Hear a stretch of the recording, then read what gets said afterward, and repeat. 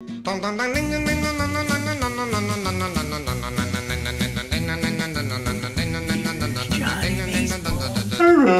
welcome back to Yandy. Thank you for joining me again. So since we've been gone for a little while, let's check in on some of my picks from last week and see how they're doing. How about that Andrew Tolles? Let's check out what he's been up to lately. Crushing baseballs, I'm sure. Five-time All-Star. Rips one to deep left. Tolles is over. Still going, and he can't get there. Bounces into the seats. It's a double for McCutcheon.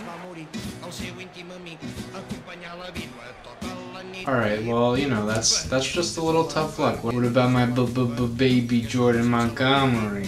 What's he doing? Tearing it up? Striking out hitters? What's he up to? Is he in the early running for American League Rookie of the Year?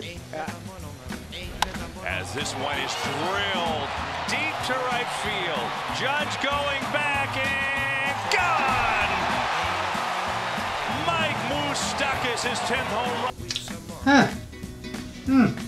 Well, you know, that's just some bad luck right there. You can't win them all. Can't always be right, you know. But last time we talked about my boy Yandy. Surely, with the amount of luck I had with my other two picks, at least Yandy Diaz is tearing it up, picking it up, dropping it down, swatting some ding dongs. No, Yandy. All right, well, I'm done. It was a good run, guys. Appreciate you tuning in. Thanks for everything. You know, best of luck with your fantasy teams this year. You know what? Jordan Montgomery, he could still right the ship. Andrew Tolles, he could be a very good sleeper for you next year. And Yandy Diaz, further proof why you should not listen to me. But alas, what is past is prologue. Let us commence with two more picks for you guys. And let's segue right into it. You know, you can't spell Yandy Diaz without Yan, as in Yan Gomes. Now, I don't blame you if you've fallen for Yan Gomes before. He's gotten off to some hot starts. There was a moment there where he looked like he might be a budding superstar or possible top 10 catcher behind the dish. He's been pretty horrible the last few years, unfortunately. But I see some reason for optimism, and I think if you are in a two-catcher league or a deep league and you notice that he is sitting on your waiver wire, you need a catcher. We've obviously seen the upside that Yan Gomes offers, and let's be honest, this guy looks like he was chiseled out of marble. How could you not believe in him?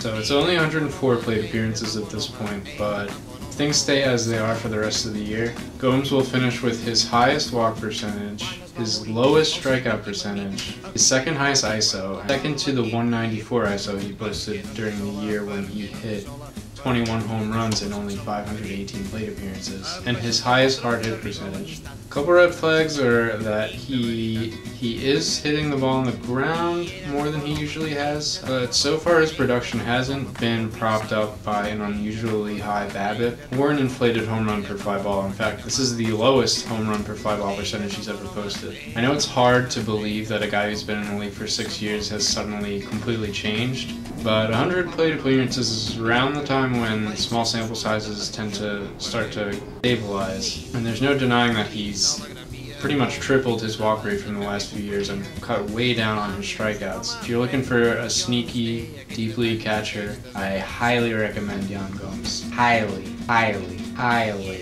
Hey guys, it's Yan Gomes walking through Cleveland. Alright, next up is a pitcher for you, a Mr. Zach Godley. I mean, come on, how could you not want to pick this guy up? His last name is Godley. Is there a higher way of praising someone than calling them godly? So Godley is a pretty interesting dude. He's not super young. He was never particularly good, but he's always been a pretty good ground ball pitcher throughout his career, and this year, in only 25 innings, he's managed to elevate that ground ball percentage to otherworldly levels. He's currently running a 65.1% ground ball percentage. And I see a bit of reason for optimism here and a willingness to believe in him because he's throwing the sinker significantly more than he ever has in his career, and he's also upped his curveball usage and cut down on his standard fastball usage. So you got a guy who's kind of a drunk ball pitcher, but He has a really good sinker, and the curve is pretty nice, so if he's throwing those pitches more than half the time, I think he's going to generate a ton of ground balls, which is a good thing when you pitch at Chase Field. Probably not going to strike out a ton of guys, but I think he's going to have a decent floor for ERA. Another reason for optimism is he's gotten a velocity bump of about 1 to 2 ticks across the board. So between his new pitch mix, the increase in velocity, and the fact that he's going to stay in impeccable shape by sprinting to the dugout literally every time he finishes an inning, I think there is some good value potential here. Alright, that's all I got for this week. Thanks for tuning in. Love you guys. Peace out.